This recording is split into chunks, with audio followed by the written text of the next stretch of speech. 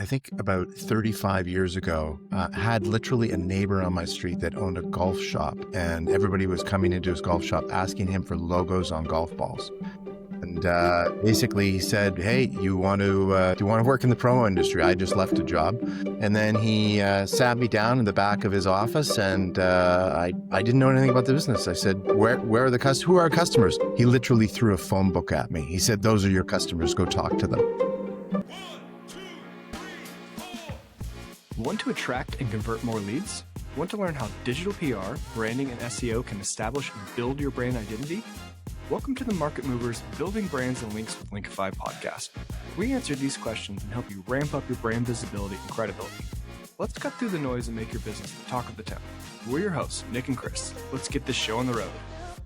Welcome to the Market Movers podcast. Today's guest is Mark Jackson, the founder of Swagdrop and a veteran in branded merchandise, here to share what he's learned from over 3 decades of helping companies use gifting to stand out. Welcome to the show, Mark. Hey, thanks, Chris. Thanks for having me. Pleasure to be here. Looking forward to the discussion. Yes. So why don't you just start by properly introducing yourself, and how did you get into the wonderful and amazing world of swag? Wow, that's interesting. So it happened a long time ago. I'm Mark Jackson, founder of Swagdrop. This is not my first promo company.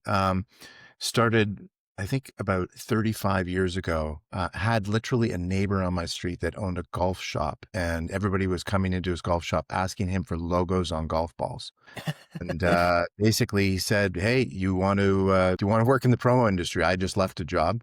I think I was 21 or 22. And I said, "Yeah, sure." And then he sat me down in the back of his office, and I didn't know anything about the business. I said, where are the customers? Who are our customers? He literally threw a phone book at me. He said, "Those are your customers. Go talk to them." Then started off there, ended up buying that company from him and selling it. And then starting Swagdrop, which began as Promotion Resource Group back in 1992, and then rebranded to Swagdrop, just kind of a digital facing brand during the pandemic. So it's been an interesting ride, lots of recessions, lots of ups and downs, lots of changes in the industry. And obviously the pandemic was probably at the top of that list in terms of challenges. Okay. Yeah. Fascinating. I mean, you are a true veteran, and I got to say, full disclosure here, I freaking love swag. And I think that's probably why it's such an interesting business, because everybody loves it. I think it's a massive value for the companies that use it. I go to a lot of conferences. I speak at a lot of conferences. You see swag everywhere all the time. So I'm interested to know, how has the industry changed from those early days of branded golf balls to where we are today? In so many different ways, in some ways it's been constant. Basically, it seems to be almost an afterthought. It's the last thing people think of when they have an event, or, after US Thanksgiving, everybody's going to come back from holidays and say, "Oh, I need to gift my employees," right? So it's always last minute. So that's stayed constant. I think production times have improved. I remember back in the day, it was 3 weeks to produce anything, and we would have to physically go and get a copy of the artwork, camera-ready artwork. And obviously now it's all digital files, emailed. And some of our vendors can produce in 24 hours if no proof is required. Still a very, very fragmented business. I think to be in the top 10% of the industry, I think you only had to have 250,000 sales US, the last I heard. Really? Top 10%. So it's very, very, lot of people operating out of their business, out of their basement, small mom and pop shops. I think there's over 10,000 promotional companies in North America, and probably about 5,000 or 6,000 suppliers supplying that ecosystem. Okay. And in terms of the actual sort of product, one thing I've noticed over even just the past 5 years is the breadth and depth of variety of things that people are producing. Is that fair to say? Has that for broadened? sure. That's expanded as well. And then obviously there's a lot of branded merch as well, from a consumer brand, like a Yeti or a 10 Tree or like a Herschel backpack. A lot of people are putting their company brands on those consumer facing brands to try to give more intrinsic value to the people that they're giving it to. I've got a Yeti with a marketing company's logo slapped on the front of it. That's a great idea. Not much. Yeah. Okay. So how big is the company now? You discussed it being a fragmented industry. Where does Swagdrop fit in that? Is there anything you can share, revenue, order volume, anything that you're comfortable sharing around that?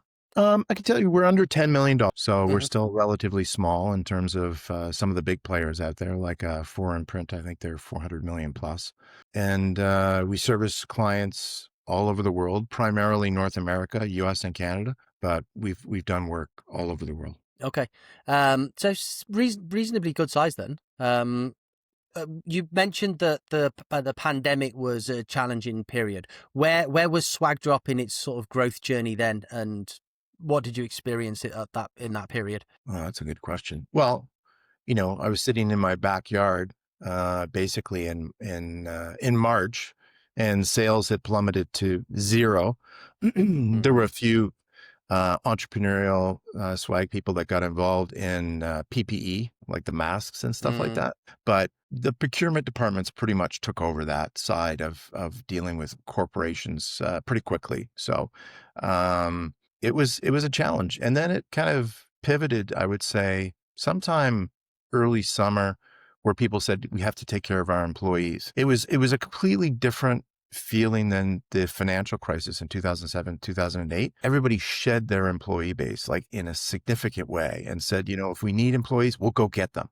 But corporations really took a caring outlook on their employees and that keeping their culture fresh and connecting people that were working from home and nurturing that. So obviously swag packs were huge, sending and engaging their employees at home and wherever they were, whether cottage, mom's house, or their house. And it just kind of grew from there. And that's how we rebranded Swagdrop. We started doing lots of remote work for people. And it took off, to be honest with you. Doing a lot more work with HR departments. HR departments typically did not do a lot pre-pandemic. It was more marketing, sales, operations that were doing probably the bulk of swag purchases. And then HR kind of during the pandemic really stepped up. So was that, like you say, took off? Was that like a natural area that you saw was doing well in terms of HR, and then you actively like pursued a strategy in order to double down on that was working, or was that just coming to you in the way that it was, so you just capitalized on it? How did that look? We made it up as we went along. Okay. Really, it's we did have HR clients, but that side of the business really just accelerated in a significant way. And it's modified since. Obviously marketing is back in terms of doing product launches and events and live events and things like that. But HR is still a significant part of what we do and how we engage. Okay. So now I would like to shift gears, because what I'm interested in is your growth channels and where you are acquiring customers now. What worked historically? What's working now? What are you excited about to be working in the future? Well, typically it was, we were just dealing with clients in a specific geographic area. So it was where we could have one-to-one relationships with people and then grow those relationships, try to work into other organizations. Client portability was also a big thing for us. So we have clients that have been with us for 5, 6, 7 different organizations. So they leave their organization, stay in the same role, go to the new company. We continue to do business with the old company and the new company.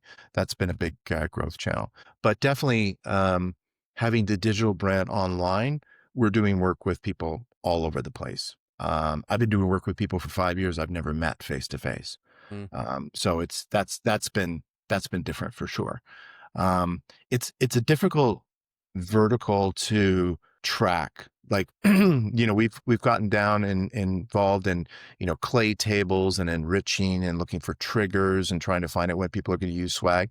Most people don't know when they're going to use swag. It's basically the CEO saying, hey, we got to do something, or, we need to do something for this, or we have an upcoming event. So the triggers are extremely difficult Hard to nail and kind down. of and kind of cold, frankly. So we've done a Mm. lot of cold outreach and stuff like that. It doesn't really work. I know it's for some businesses, it's a numbers game and you find something that works a little bit and you double down on it, but it just doesn't work. I think what has worked really well for us is SEO, having a good content creation partner, and also having the pillars of your website being technically on page SEO working well, and paying attention to Google Analytics, and not to get too deep in the weeds, but that stuff matters. And even though everybody's talking about AI now and AI overviews, that stuff really matters, because you know the way it is. Everyone says SEO is dead, outreach is dead. It's never,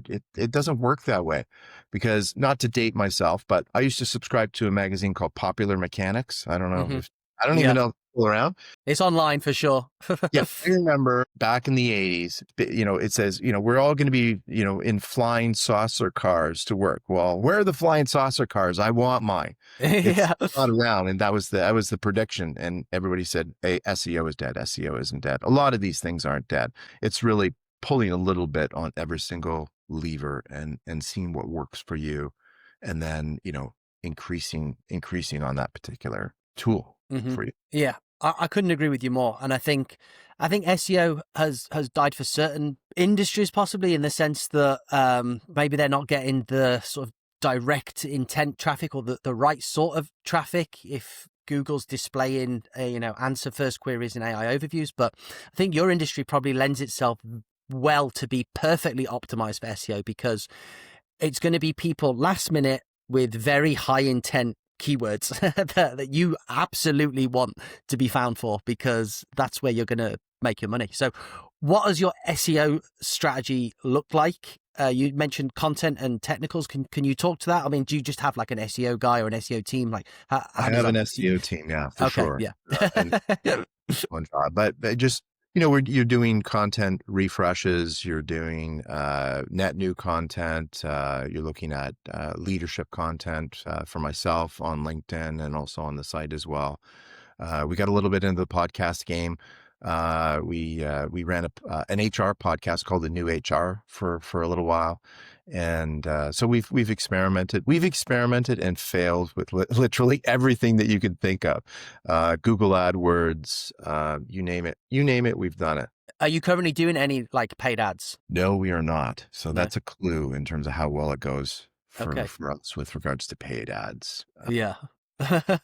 Yeah, it's interesting. Our business is a little bit more complex. We're looking for clients that are looking for solutions for complicated programs. We're not looking for somebody that necessarily wants to buy a mug or a pen, although they tend to be the biggest people on our website in terms of people searching for an item, and then they come to our website, and invariably we get the message of people reaching out saying, "Oh, I've got a baseball team. Me and some of my buddies are on. I want 11 shirts." I'm like, "Sorry, buddy. Good luck. Mm. Here's a place you can go to. We're not a fit."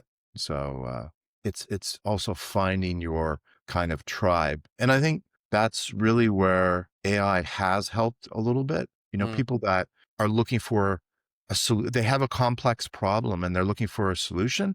You're not going to get an answer to that on Google, just simple Google, right? But Mm. AI is going to possibly recommend companies if they're doing the right things with with what you do with link building and brand mentions and things of that nature. Mm. And what you also talked about as well, I think is super important. You mentioned about your like thought leadership positioning across your LinkedIn. That in of itself, I think, is a huge signal. Building like direct authority for leaders of companies and having that visible persona and trust signals, which then filters through on so many levels, not to mention, being surfaced as a recommended brand inside of these AI conversations. I agree completely. Like, we just did a piece on Grammarly's rebrand to, I think, Superhuman.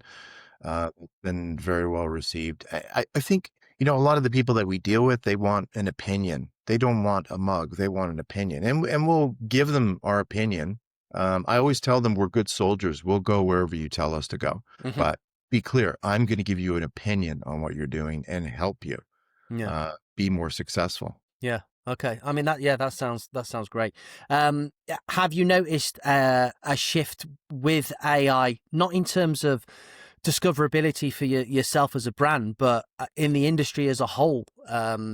In terms of like, I mean, people can create crazy stuff now with AI image generation and all this sort of stuff. Like, has that significantly changed what people are asking for, or not Yeah, not really? really. And our industry is a very old industry, like, fax machines, purchase orders going to suppliers by fax machines. So there are a couple companies. Common SKU is probably one that's has a very connected ecosystem with distributors and suppliers and to clients as well. But it's a very old industry. So, everybody's interested in AI and adopting AI, but I think right now it's kind of at the, I'm going to polish my email type level. Whereas there's so many other things that we're investigating and working on right now, unfortunately, that we cannot share. Oh, that There's sounds a, interesting. yeah, there's a lot of possibilities for sure. Okay, cool. So this swag industry as a whole, then you work with a lot of companies. I'm interested to know, what are some of the most interesting use cases? What are the most interesting use cases? Wow, you stumped me on that one. Like honestly, I think I kind of get a variation of this question a lot. What's new and what's hot and what's interesting? And I said, I'll tell you what's new and what's hot and what's interesting. It's really breaking down the demographic of your users for sure. Okay. Finding out who they are and what they want. Because if you look at it, at the end of the day, you're gifting. So I don't know about you, but if I'm buying something for a spouse, or you have a 50-50 chance of getting it right. Well, how are you going to do picking it for 400 people that Mm, you have no deep relationship with all? Like, it's going to go poorly. So definitely print on demand has been an accelerator in terms of a use case. It's really taken off in the past 5 years. mm, So literally we do like a pop-up shop. They send a link to their employee. They have a certain budget of stuff that they can pick from the thing, and then they can pick. And mm, not only that, it opens up the world of garments, right? So they can pick, small, medium, large, men's, ladies, the color they want. So you really put it in their hands in terms of what you're off. And you'll have people that will opt out. You'll have people that will say, you know what, I'm great, thank you, I've mm. got a lot of swag from my previous company or whatever. Like, I don't, so it's kind of interesting from a sales perspective. I find a lot of the programs will actually go a little bit under budget, which from a sales perspective, I completely hate, Mm. but it's great that it gives more, I think it gives much more value to the company and the employees. When you say pop-up shop, then is that like the company will have negotiated with you, you'll arrange the pop-up shop, and then there'll be a budget allocation to, let's say, the staff, and Yep. they can come and they can choose like up to $100 worth of like personalized swag from the pop-up shop? Yeah. So normally there's two ways you can do it. You can have the gift shop, and then the price is mass. A lot of people don't want to tell people what they're giving them, right? So you bundle product around that budget, a little over, a little under, and kind of including the people that don't order, your budget will still be under, right? And then there's other people that would say, well, we want this to be evergreen. So we don't have an online company store for employees. So we want to run the shop. We want to give everybody $100. And then I want it to turn into a long-term e-commerce shop. Okay. So we do that as well, and we set it up from A to Z. There's no cost. There's a lot of people out there that do this. Most of them are SaaS platforms, because the most frequent question I get when I'm onboarding these stores is, well, what's the seat fee? What's the license fee? What's the website fee? I said, like, there's no fees. Mm, We are from our core is a promo company. We're a promo company. We add technology to leverage and help our clients, right? Really mm. as an add-on. It's a market we didn't have access to. Whereas the SaaS platforms are very fee focused. So we just have a point of differentiation in the market. You mentioned that you talk to a lot of people, and you'll sort of you'll say that we're soldiers. We'll go into war with you, but you'll also give them advice. Is that something which you think is a differentiator of Swagdrop compared to like these more Yeah. Yeah. autonomized SaaS platforms? 100%. Yeah. And like, we all jump on calls pretty quickly. Like there's a bit of a wall with the SaaS platforms, in Mm, terms communicating and everything. There's not like, because these people are busy. Like, I need to jump on a call. I'm in a call with my CEO tomorrow. Like, I need some info. Like, I'm not waiting 4 days from a contact form that does not get replied to. Like, I've had people literally tell me, I've reached out to over 20 companies. You're the first person that got back to me. And like, a lot of them don't even respond. Yeah. Right. So that's definitely a big part of it for sure. Mm. I can see that being, especially for larger companies that need guidance or want to speak to somebody with such a wealth of experience. That's going to make a huge difference as well. Before we came on the call, we were discussing that it's maybe silly season as we're going into Black as time of recording. It's like Black Friday in 2 days' time. Do you have any strategies, not just for the swag industry, but for all business, like Black Friday, Cyber Monday strategies, maybe pricing strategies or discounts, offers, ads? I know you mentioned you don't do ads, but like anything that you've done historically in the past that's epically failed, or anything that you do now that works really well? No, not ads. This is the time of the year where everybody's coming to us. Thankfully, we don't have to do that. Okay. But, interestingly enough, we were talking also about the last minute nature of the business. We'll literally have people calling us in the middle of December saying, we have $50,000. We need to spend it by X. So we can issue them invoices, for the calendar year and then use them in future years. But we can also spin up a pop-up shop and launch it very, very quickly for their employees. So the employees actually get the shop link before the holidays, and they'll get the product after the holidays, but in the employee's mind, they've been given the gift, right? Mm. So you've kind of done the job, and it fills a big pain point for sure. Yeah. And as a business with this last minute, I can see it being like last minute, especially Christmas. Someone has like a bright idea. They've never done it before. Let's do something personalized with swag. Like, can that create growing pains or like logistical problems for you guys, or are you built for this now? I'd like to say we're built for this, but it's just, there's always something new. There's always something different. Like, literally, it's just like, just you can't even make up the situations we get in. Like, we've brought in, sometimes when we have a client that has a bulk purchase, obviously we're working in China, but I remember one of the big ones was during the Chinese Olympics. They basically took all the heavy trucks off the road because they wanted to reduce smog. Well, you have stuff being produced for stuff running in the US or Canada, and you need to make your delivery because a lot of this stuff is event based. Like, we have FIFA coming up next year, right? So I'm like, okay, well, what's the problem going to happen with FIFA orders that are being produced overseas? There's always something, and you have to figure it out as you go in terms of solving the issue. Yeah, well, you seem pretty sort of calm and level, so I imagine you're reasonably well versed in these situations. Is China still the main overseas production region? Are there upcoming regions you've looked into or worked with? Yeah, upcoming regions would be definitely India, and also the Caribbean for apparel. Like, I think the Caribbean does the majority of the t-shirt manufacturing for North America now. Wow, I did not know that. Okay, interesting. Okay, Mark, what is next for the swag industry? What can we expect? Anything interesting from Swagdrop to come? Industry as a whole, what should we be looking out for? We should be looking out for, I think, you should be looking out for hybrid programs. So a lot of people have inventory programs. I spoke with somebody that's a big software company that had $1 million in inventory that they were managing. Basically, they were actually with a SaaS platform, and their fees for the warehousing in the SaaS platform was eating up 25% of their budget. So I think some of these large companies, you're going to have to buy bulk swag for certain things, for events and things of that nature. And you need, because of the last minute nature of it, you need to have some in-house. But I think the cost of that is extremely high, and people are going to be going forward with a hybrid where you have print on demand for small and employee needs, and you have some larger in stock for general corporate needs. So I think rather than just having an inventory program or having print on demand. I think you're going to see more hybrid solutions going forward. Okay. Interesting.